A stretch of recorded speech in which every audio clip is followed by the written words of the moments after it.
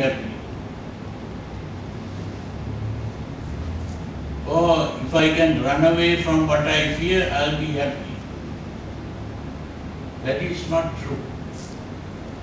The only happiness is by getting rid of the emotion.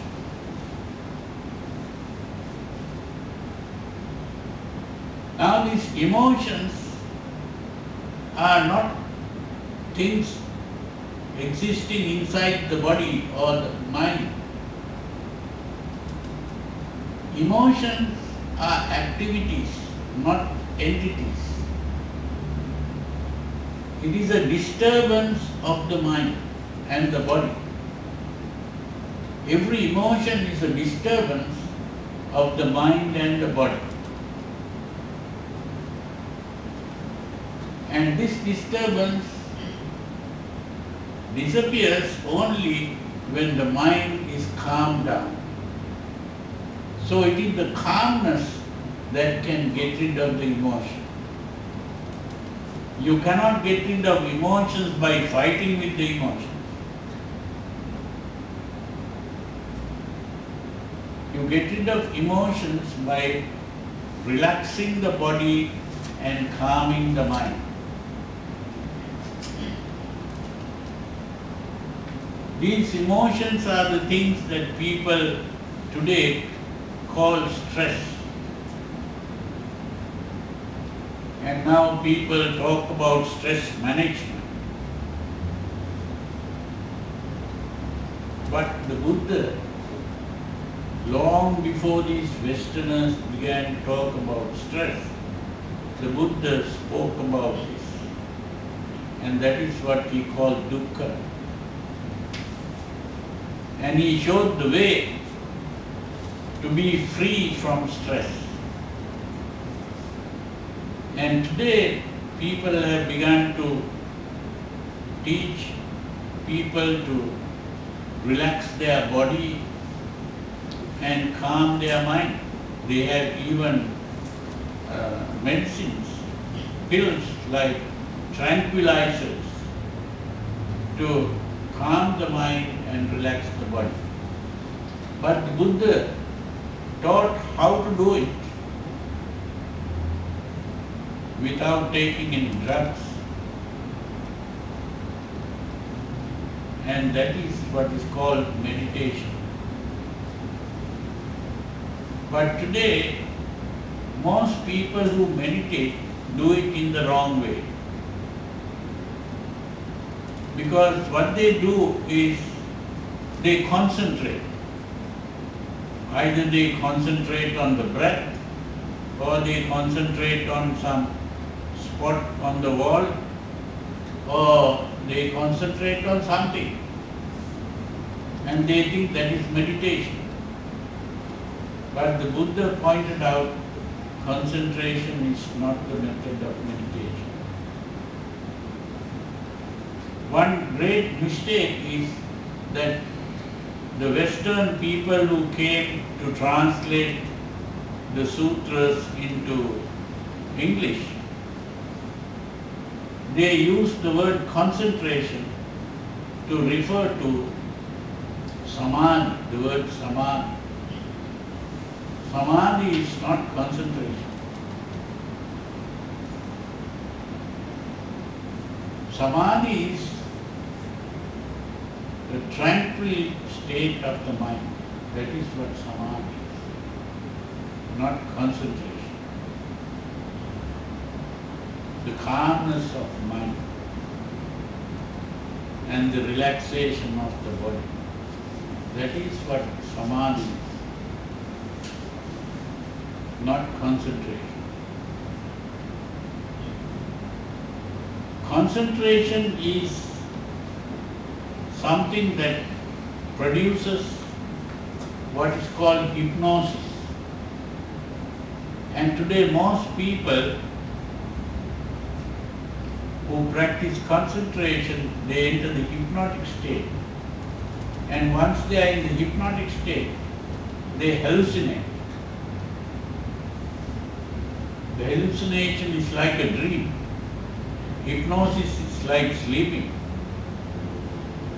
a kind of sleep, not the real sleep. It's midway between sleeping and waking. So when they practice this concentration, they enter the hypnotic state and hallucinate. And when they begin to hallucinate, they think they are enlightened. That's the problem. And most people who meditate, they begin to think that they are enlightened. And they teach other people also to become enlightened that way. Even Buddhists are doing that. Most people who practice what is called samatha bhavana, vipassana bhavana, they are all practicing concentration. That means they are not practicing the real teachings of the Buddha. So this is very important to understand. And it is only understanding the teachings of the Buddha properly that we can find the way to the end of all suffering, which is nirvana.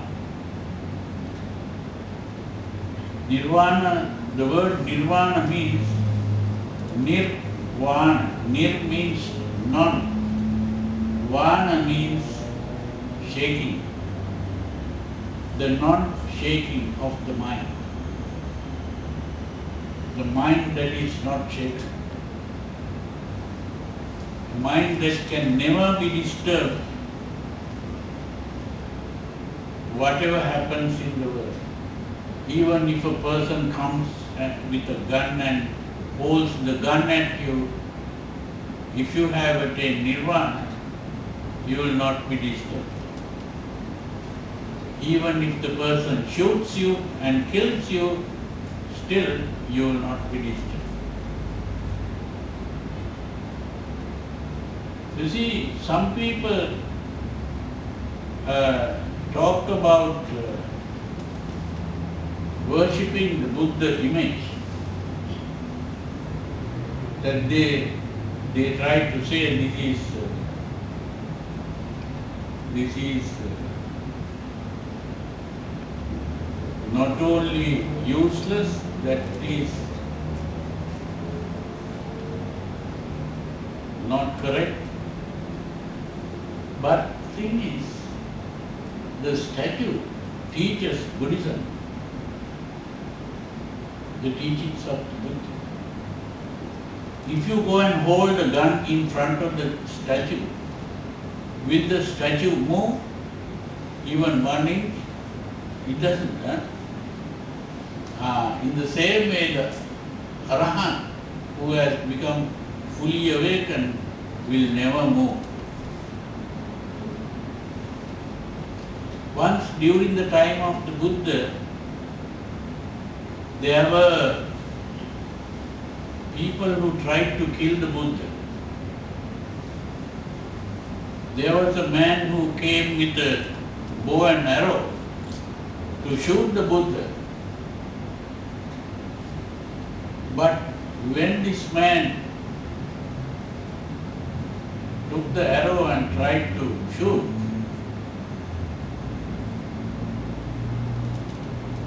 the Buddha was not at all worried, and he couldn't even shoot. And so the Buddha said, "Don't be frightened, come." Actually, the Buddha should have been the person to be frightened. Now, the Buddha says to that man who came to shoot, "Don't be frightened, come." So he just automatically came. And then, of course, the Buddha taught him the Dhamma, and ultimately he became a Sotapanna, the stream enterer. That is the first stage in the process of awakening. And he did this to several people because this was the plan by